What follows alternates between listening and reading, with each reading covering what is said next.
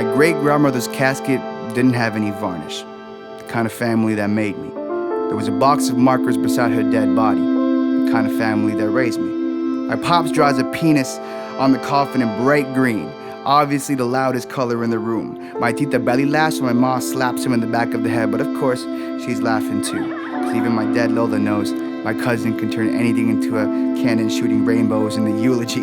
Ended with a story about us bringing a stripper into her nursing home, and at that moment, I learned that laughing and crying are the same things at the bare funny bones of it all.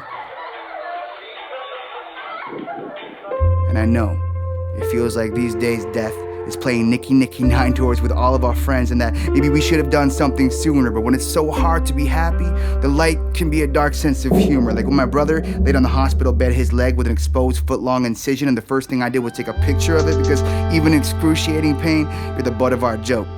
Even an open wound can't stop an uncontrollable giggle, and where I'm from, we call that hope.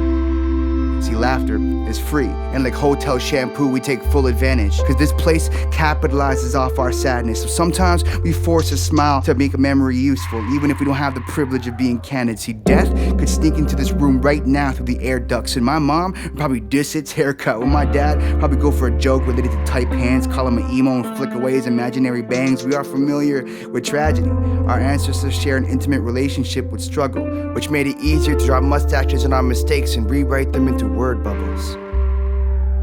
We are familiar with suffering, but like good Filipinos, we use furniture to cover it, because laughter is the only cure you can't lock up by your government. It might be backwards, bringing Tupperware to the Last Supper, but we've been a long way so far and more scared of hunger than being 6 feet under. See, we're so tired of keeping score, and that's why some comedians are busiest during war, whether at each other or with each other. Both sides need a reminder of what they're fighting for. We don't laugh at death, but at the face of it. Every cruel joke has some grace in it. We don't know love or pain without embracing it first. So on my deathbed, I pray the tears in my loved one's eyes fall hilariously in irony of how much life I lived while wanting to die. See, I got a friend who buys thousands of dollars worth of shoes when she's mad. I got another friend who gets paid to tell jokes to strangers when he feels sad.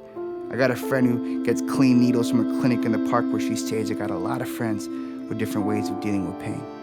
And when a day feels like God's evil prank, I know these jokes get old, just like my dad's. So give thanks, because your past can only roast you from behind your back. And my Lola taught me survival is to turn around and laugh.